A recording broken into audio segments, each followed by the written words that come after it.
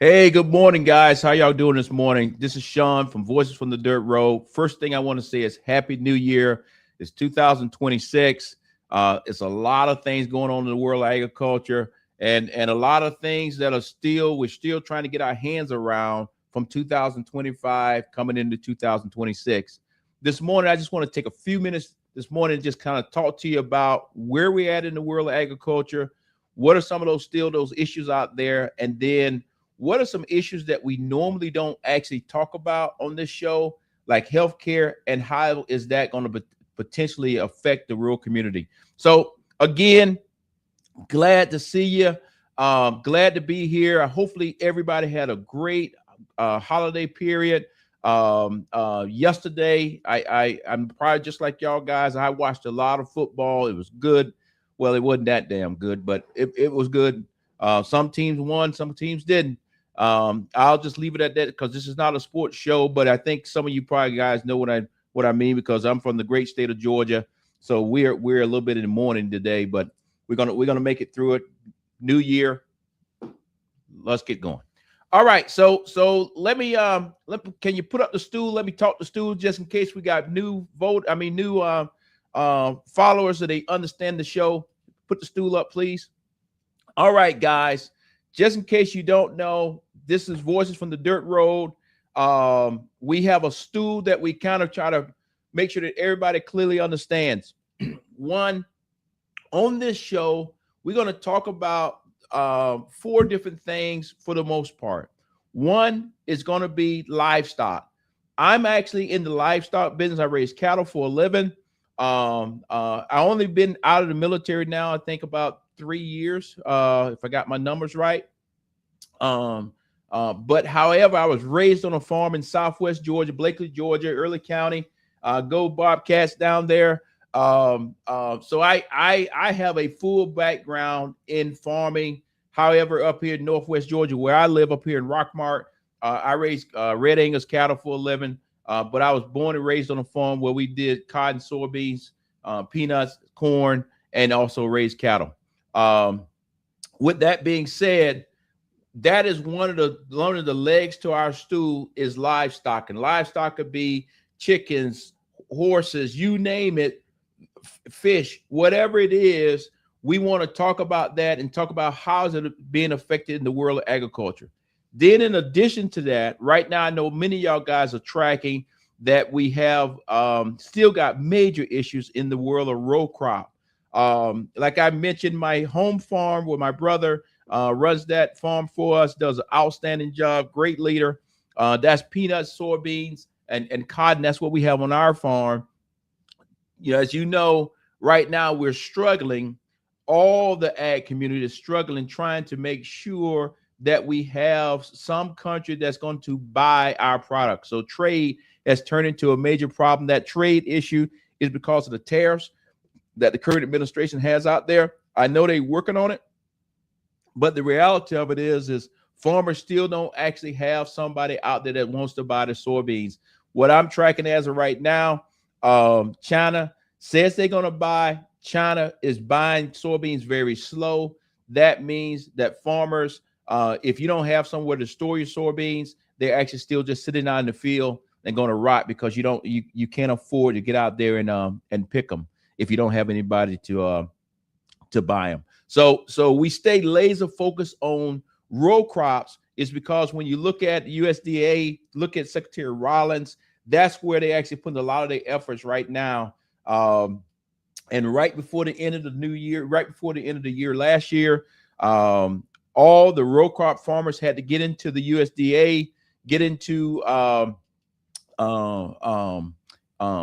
FSA offices across the nation, get their paperwork filed on how many acres of peanuts or how many acres of soybeans or whatever cotton that was out there, to ensure that if you were approved, that you would receive some of this money in February. And that money that was what they're supposed to receive was supposed to be, if I remember correctly, $10 billion. That's going to be split all between all the farmers out there.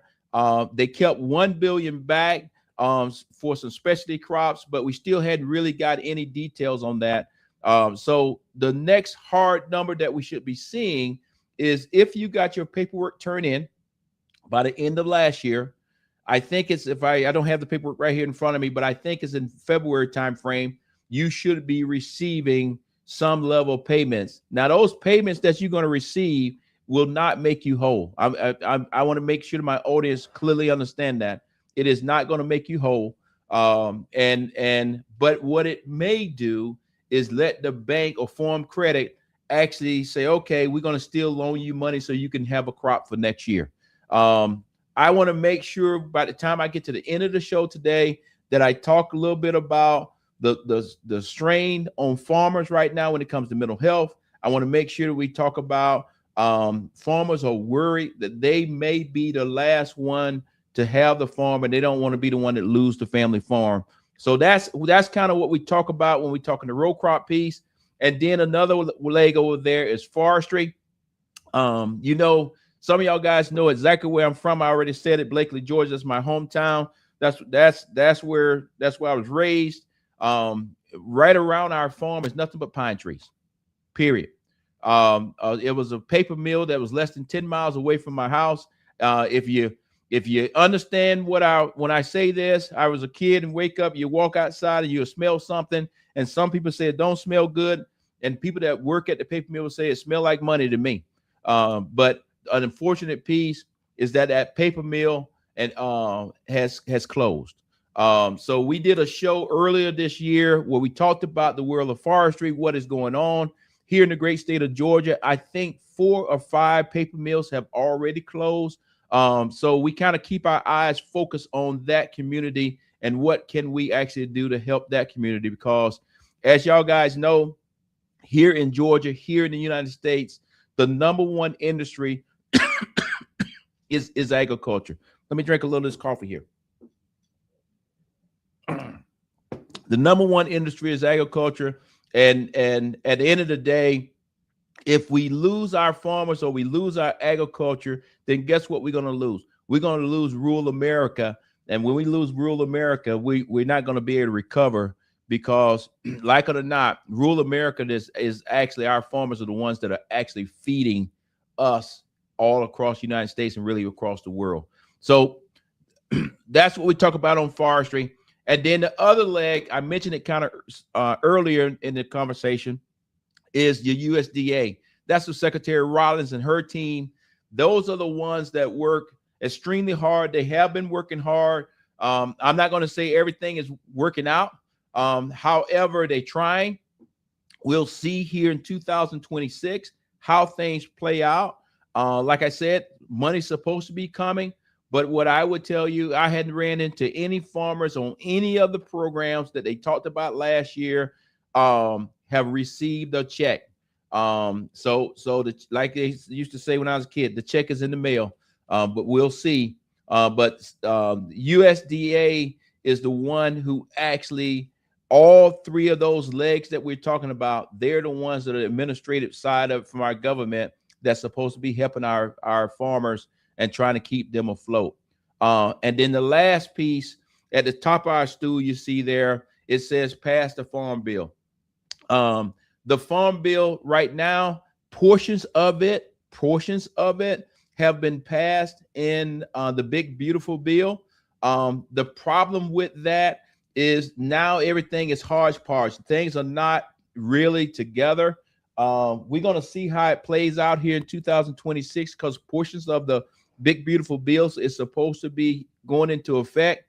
I'm a firm believer, as a farmer, as a leader, is that we need to go back and pass the farm bill. And the reason why I say we need to go back and pass the farm bill is for 2 reasons. One is called the Farm Bill, so you assume that it's talking about farmers, but the reality of it is 60% of the money that's actually inside of the Farm Bill is for the SNAP program, and that SNAP program feeds our seniors and our less fortunate children.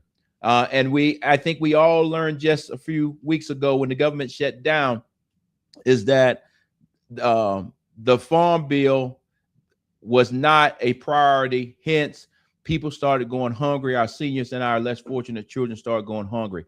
So when I start talking about the Farm Bill, I'm saying I want to make sure that the government passes it. Congress passed the Farm Bill for two reasons. One, to take care of our farmers when they actually have a natural disaster and help them get back on their feet. That's one.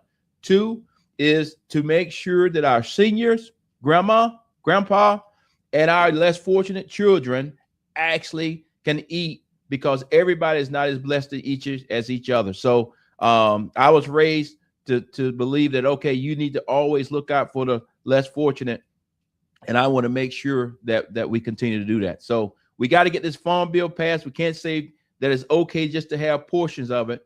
It's because the entire Farm Bill is designed to help out the farmer, but also help out our less fortunate when it comes to that. So that's kind of the stool. That is the foundation of our whole show. The other piece that I don't usually talk about, but I will mention it. If you look there in the picture, you see the red clay dirt. The reason why it's red clay is because if you know me personally, if you go back to my home farm where I'm from, Early County, our road in 2026 is still a red clay dirt road. It is not a paved road. So when I go to where I was raised, my mom used to tell me, hey, you can go in the military, do what you want to, you buy a nice car. But if you buy a nice car, buy a nice truck, and then you decide to come home and it's been raining and the road is muddy, and you decide that you can't bring that car or truck up here to the house because you're going to get dirty, then apparently, Shawn, you have lost your way. So I have prided myself that no matter what kind of car that I've owned, I don't care if it was a Mercedes to a Ford pickup truck or whatever, and I didn't care what the weather said. I drove that car to my mom's house, and sometime it was pretty muddy with red clay dirt. But that's what keeps you humble. That's what keeps you laser focused. And that's the meaning in behind that red clay that stool is standing on, because those are the people that prayed for me and got me where I needed to be. And I just want to always remember where I'm from. But currently now I live up here in Northwest Georgia. It's beautiful up here. Nothing but mountains, rolling hills. On my farm is I don't think I have one flat spot, not one. But I'm not up here trying to raise peanuts and corn and soybeans. I'm raising cattle. So with that is the basis of our show. I've been talking about 13 minutes. I'm not going to keep you too long today because, as y'all guys know, we're coming out of the holidays, and really some people are still on the holidays. I know my wife, she had to go back to work today, but many people actually went on and took Friday off and just made it a very long weekend. So we're still kind of like in that holiday period. Let me kind of move into a few more subjects this morning. And if you have questions or something, or want to put something in the chat, please put it in the chat, and I'll try my best to answer it. But the other area that I just want to talk about real quickly here is healthcare. And you say, Shawn, why you want to talk about healthcare this morning? Well, the reason why I want to talk about healthcare is because I am concerned that in the rural community where I'm at, where you're at, or depending if you live in the city, but you have family members that still live in the rural community, is that when it comes to healthcare, I'm not 100% sure in 2026 are all of our small hospitals or clinics that are in these small towns actually going to be able to survive, because here real soon, the ACA, our insurance, is going to go out the roof. That's not political. That is a fact. I'm also concerned when it comes back to our farmers is that January 31st, I'm concerned, are we going to have another government shutdown? If we have another government shutdown, will our farmers actually receive the money that was promised in February, or is that going to get pushed off? As y'all guys know, the bank could care less on any of those particular subjects.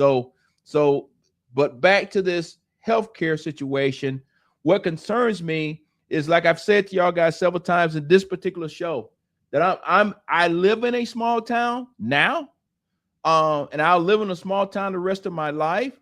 But I was also raised in a small town where everybody knows everybody, and still today I know a lot of people back in my hometown of Blakely, Georgia, and I know people from the other little bitty small towns around me.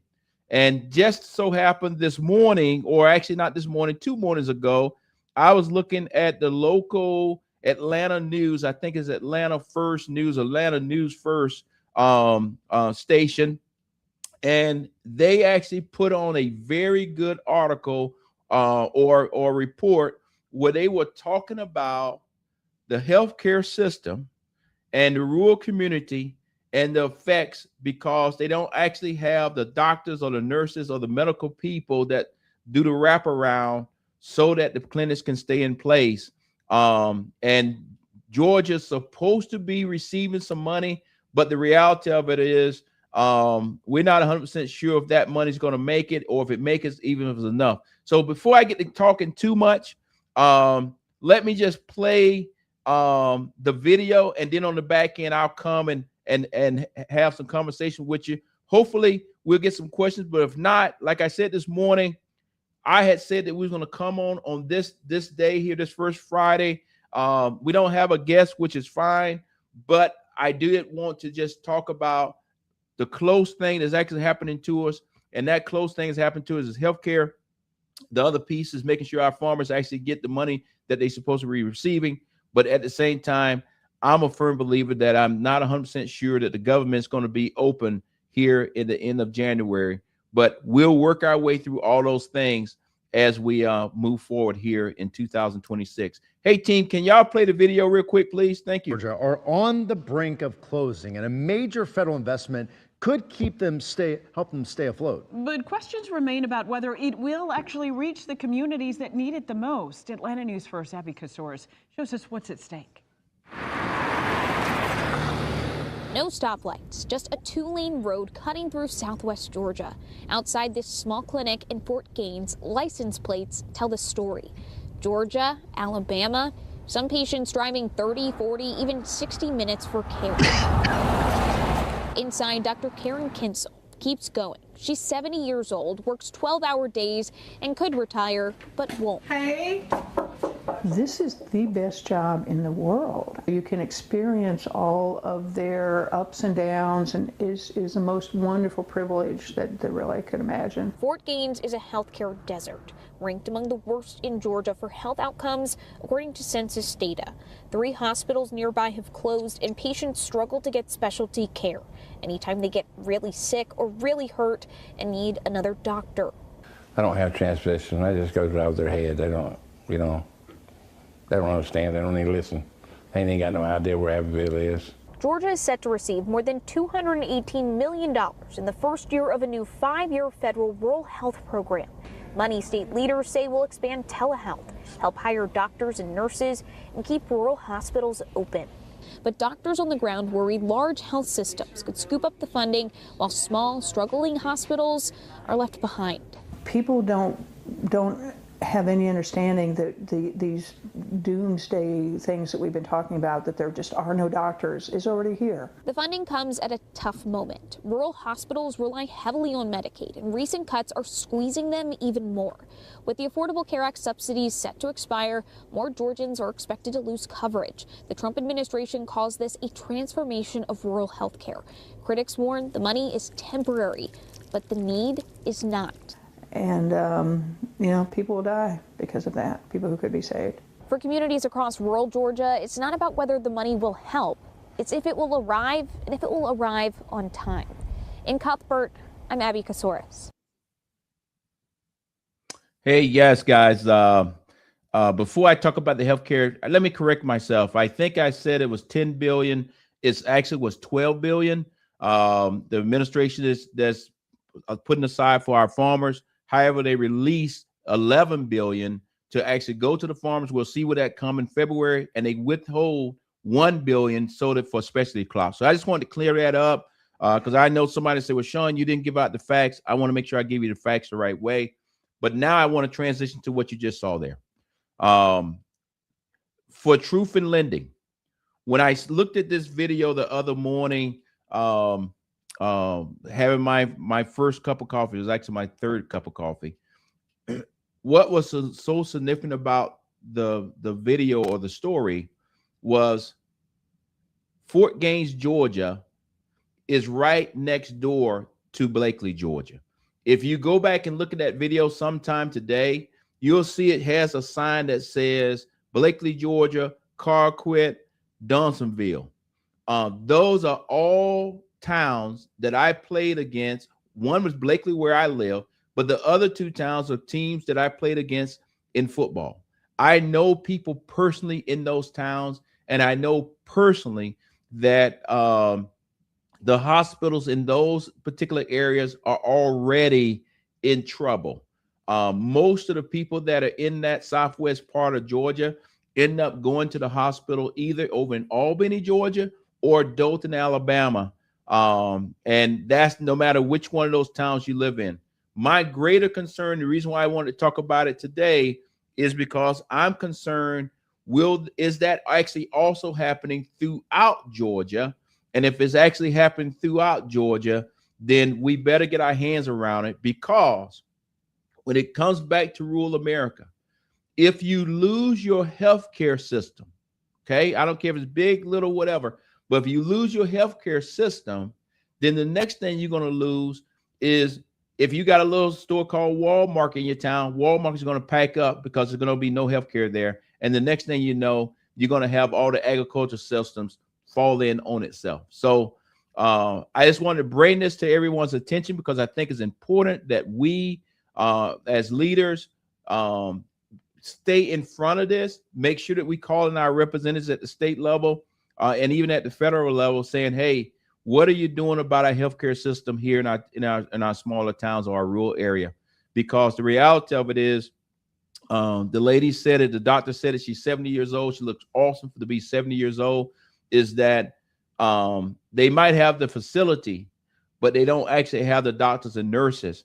And then the other piece of that is, if they can recruit the doctors and nurses, their concern is any money in the budget to actually pay them. So we need to keep our eyeballs on this. This will be something that we will be tracking here in 2026 closely, because we could have a bumper crop. We could find the right trading partner, but if we start losing all of our hospitals in the rural community, our rural community is going to fall apart, and that's going to have a great effect on agriculture. So I just wanted to make sure that today is not a Debbie Downer or anything, but I do want to make sure that as we move into 2026, we move into it with our eyes wide open, because it's a lot of variables that you may not think about that will affect the rural community, affect the farmer, affect the small business owner.